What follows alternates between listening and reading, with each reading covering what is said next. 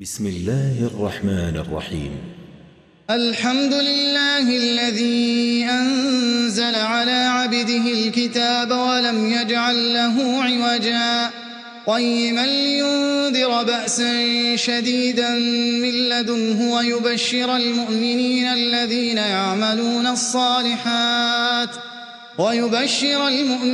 الذين يعملون الصالحات أن لهم أجرا حسنا ماكثين فيه أبدا وينذر الذين قالوا اتخذ الله ولدا ما لهم به من علم ولا لآبائهم كبرت كلمة تخرج من أفواههم إن يقولون إلا كذبا فلعلك باخع نفسك على آثارهم إن لم يؤمنوا بهذا الحديث أسفا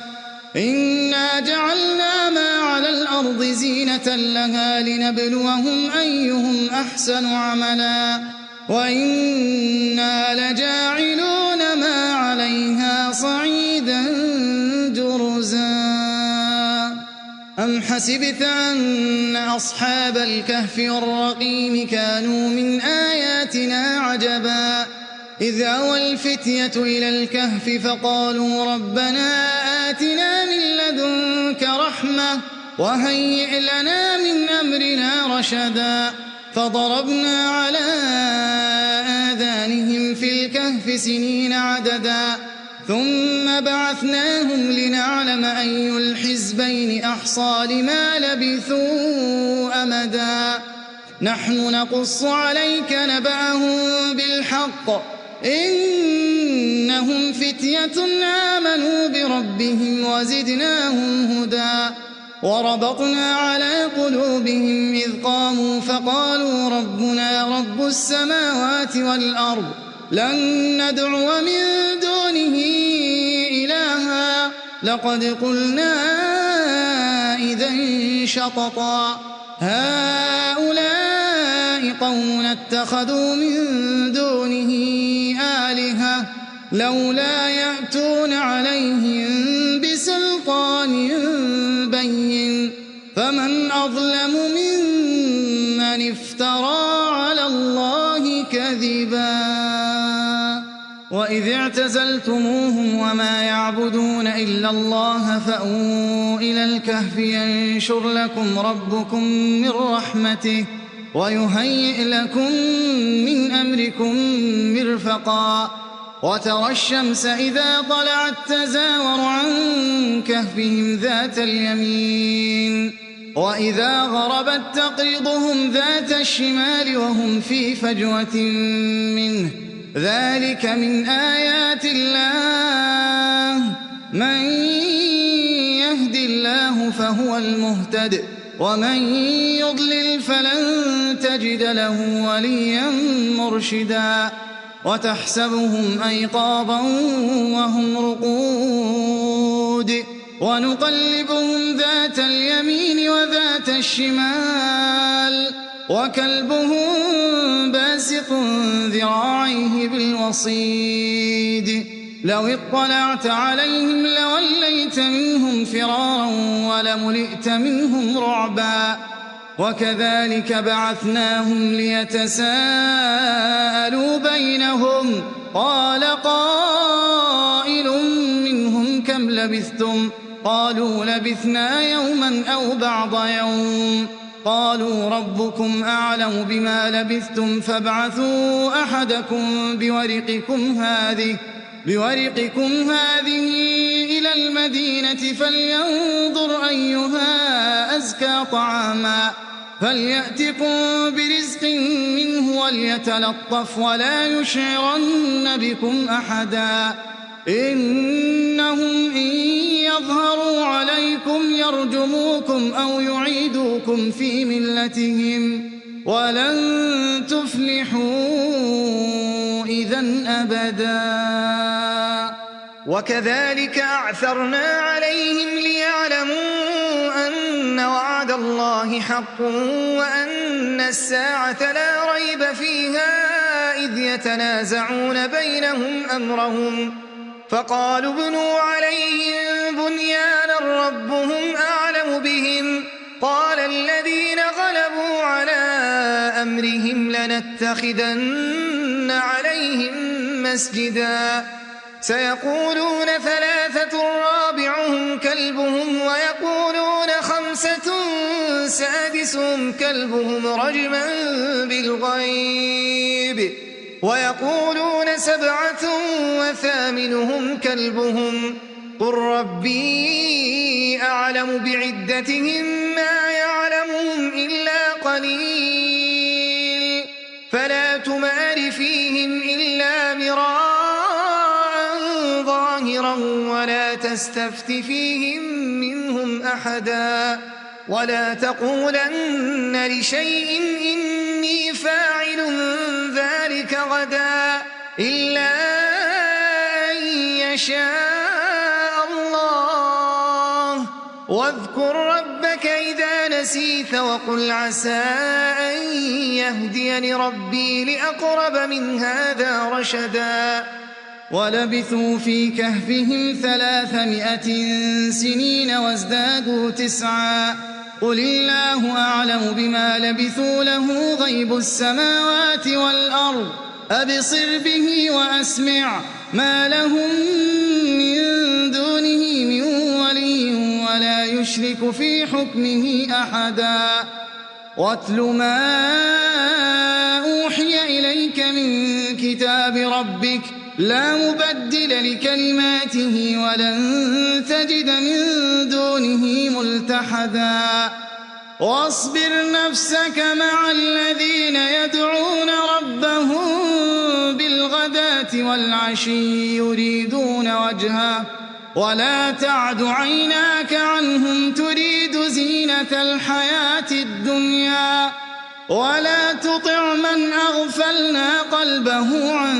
ذكرنا واتبع هواه وكان أمره فرطا وقل الحق من ربكم فمن شاء فليؤمن ومن شاء فليكفر إنا أعتدنا للظالمين نارا أحاط بهم سرادقها وإن يستغيثوا يغاثوا بماء كالمهل يشوي الوجوه بئس الشراب وساءت مرتفقا إن الذين آمنوا وعملوا الصالحات إنا لا نضيع أجر من أحسن عملا أولئك لهم جنات عدن تجري من تحتهم الأنهار يحلون فيها من أساور من ذهب ويلبسون ثيابا خضرا من سندس واستبرق متكئين فيها على الأرائك نعم الثواب وحسنت مرتفقا واضرب لهم مثل الرجلين جعلنا لأحدهما جنتين من أعناب وحففناهما بنخل وجعلنا بينهما زرعا كلتا الجنتين آتت أكلها ولم تظلم منه شيئا وفجرنا خلالهما نهرا وكان له ثمن فقال لصاحبه وهو يحاوره أنا أكثر منك مالا وأعز نفرا ودخل جنته وهو ظالم لنفسه قال ما أظن أن تبيد هذه أبدا وما أظن الساعة قائمة ولئن رددت إلى ربي لأجدن خيرا منها منقلبا قال له صاحبه وهو يحاوره أكفرت بالذي خلقك أكفرت بالذي خلقك من تراب ثم من نطفة ثم سواك رجلا لكن هو الله ربي ولا أشرك بربي أحدا ولولا إذ دخلت جنتك قلت ما شاء الله لا قوة إلا بالله إن ترني أنا أقل منك مالا وولدا فعسى ربي أن يؤتيني خيرا من جنتك ويرسل عليها حسبانا من السماء فتصبح صعيدا زلقا أو يصبح ماؤها غورا فلن تستطيع له طلبا وأحيط بثمره فأصبح يقلب كفيه على ما أنفق فيها وهي خاوية على عروشها ويقول يا ليتني لم أشرك بربي أحدا ولم تكن له فئة ينصرونه من دون الله وما كان منتصرا هنالك الولاية لله الحق هو خير ثوابا وخير عقبا واضرب لهم مثل الحياة الدنيا كماء أنزلناه من السماء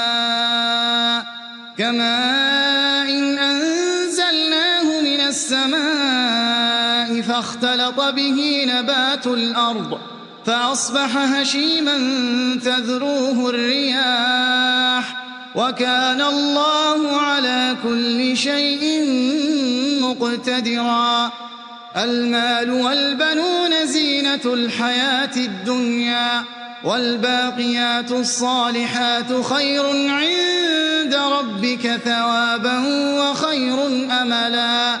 ويوم نسير الجبال وترى الأرض بارزة وحشرناهم فلم نغادر منهم أحدا وعرضوا على ربك صفا لقد جئتمونا كما خلقناكم أول مرة بل زعمتم أن لن نجعل لكم موعدا ووضع الكتاب فترى المجرمين مشفقين مما فيه ويقولون يا ويلتنا ما لهذا الكتاب لا يغادر صغيرة ولا كبيرة إلا أحصاها ووجدوا ما عملوا حاضرا ولا يظلم ربك أحدا وإذ قلنا للملائكة اسجدوا لآدم فسجدوا إلا إبليس كان من الجن ففسق عن أمر ربه أفتتخذونه وذريته أولياء من دوني وهم لكم عدو بئس للظالمين بدلا ما أشهدتهم خلق السماوات والأرض ولا خلق أنفسهم وما كنت متخذ المضلين عضدا ويوم يقول نادوا شركائي الذين زعمتم فدعوهم فلم يستجيبوا لهم وجعلنا بينهم موبقا ورأى المجرمون النار فظنوا أنهم مواقعوها ولم يجدوا عنها مصرفا ولقد صرفنا في هذا القرآن للناس من كل مثل وكان الإنسان أكثر شيء جدلا وما منع الناس أن يؤمنوا إذ جاءهم الهدى ويستغفروا ربهم إلا أن تأتيهم سُنَّةُ الْأَوَّلِينَ أَوْ يَأْتِيَهُمُ الْعَذَابُ قُبُلًا وَمَا نُرْسِلُ الْمُرْسَلِينَ إِلَّا مُبَشِّرِينَ وَمُنذِرِينَ وَيُجَادِلُ الَّذِينَ كَفَرُوا بِالْبَاطِلِ لِيُدْحِضُوا بِهِ الْحَقَّ وَاتَّخَذُوا آيَاتِي وَمَا أُنذِرُوا هُزُوًا وَمَنْ أَظْلَمُ مِمَّن ذُكِّرَ بِآيَاتِ رَبِّهِ فَأَعْرَضَ عنها ونسي ما قدمت يداه إنا جعلنا على قلوبهم أكنة أن يفقهوه وفي آذانهم وقرا وإن تدعهم إلى الهدى فلن يهتدوا إذن أبدا وربك الغفور ذو الرحمة لو يؤاخذهم بما كسبوا لعجل لهم العذاب بل لهم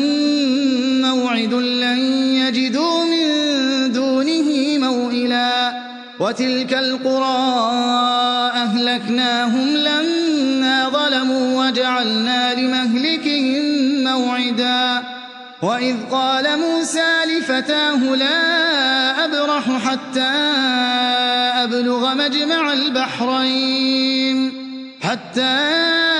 أبلغ مجمع البحرين أو أمضي حقبا فلما بلغا مجمع بينهما نسيا حوتهما فاتخذ سبيله في البحر سربا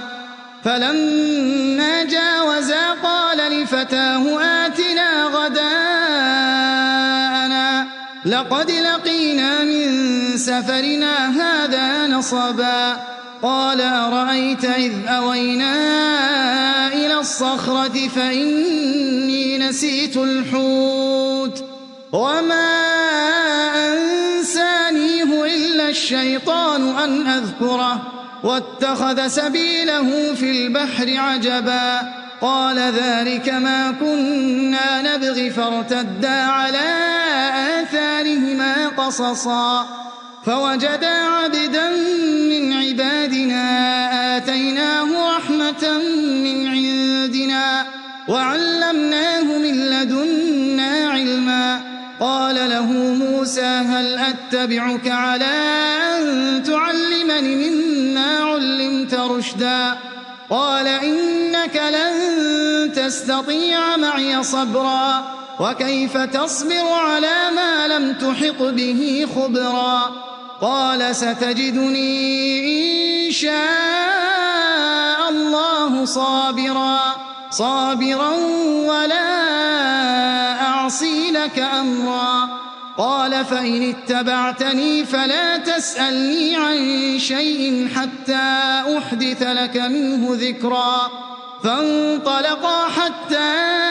إذا ركبا في السفينة خرقها قال خرقتها لتغرق أهلها لقد جئت شيئا إمرا قال ألم أقل إنك لن تستطيع معي صبرا قال لا تؤاخذني بما نسيت ولا ترهقني من أمري عسرا فانطلقا حتى إذا لقيا غلاما فقتله قال أقتلت نفسا زكية بغير نفس لقد جئت شيئا نكرا قال ألم أقل لك إنك لن تستطيع معي صبرا قال إن سألتك عن شيء بعدها فلا تصاحبني قد بلغت من لدني عذرا فانطلقا حتى إذا أتيا أهل قرية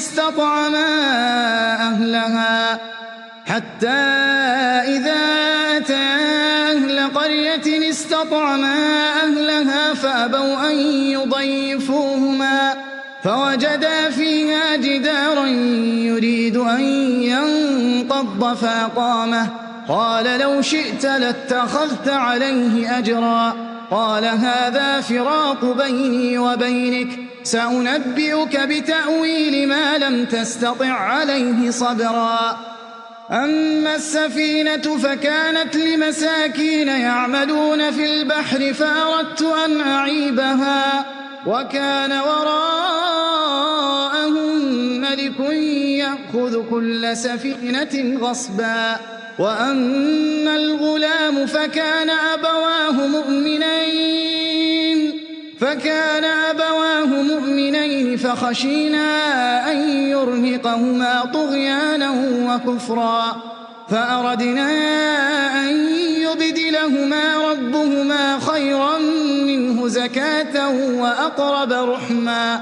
وأما الجدار فكان لغلامين يتيمين في المدينة وكان تحته كنز لهما وكان أبوهما صالحا فأراد ربك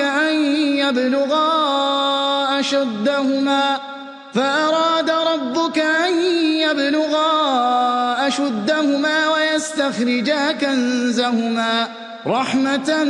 من ربك وما فعلته عن أمري ذلك تأويل ما لم تسطع عليه صبرا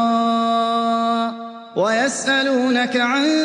ذي القرنين قل سأتلو عليكم منه ذكرا إنا مكنا له في الأرض وآتيناه من كل شيء سببا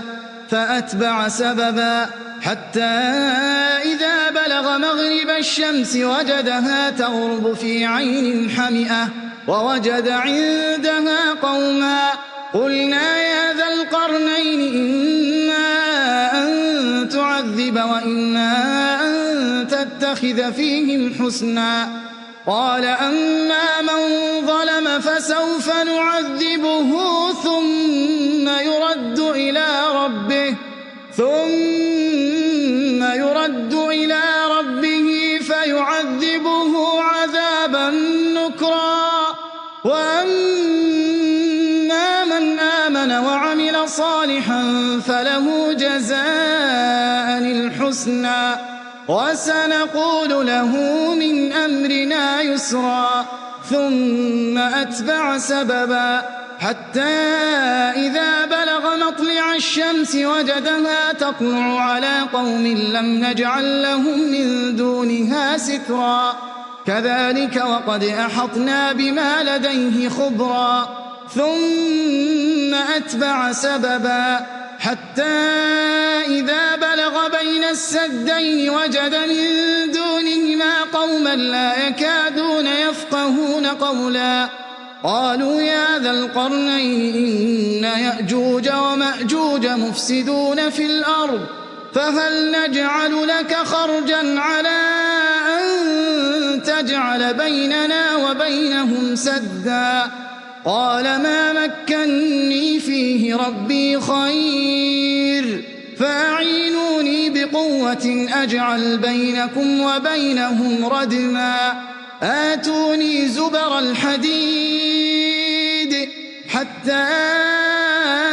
إذا ساوى بين الصدفين قال انفخوا حتى إذا جعله نارا قال آتوني أفرغ عليه قطرا فما استطاعوا أن يظهروه وما استطاعوا له نقبا قال هذا رحمة من ربي فإذا جاء وعد ربي جعله دكا وكان وعد ربي حقا وتركنا بعضهم يومئذ يموج في بعض ونفخ في الصور فجمعناهم جمعا وعرضنا جهنم يومئذ للكافرين عرضا الذين كانت أعينهم في غطاء عن ذكري وكانوا لا يستطيعون سمعا أفحسب الذين كفروا أن يتخذوا عبادي من دوني أولياء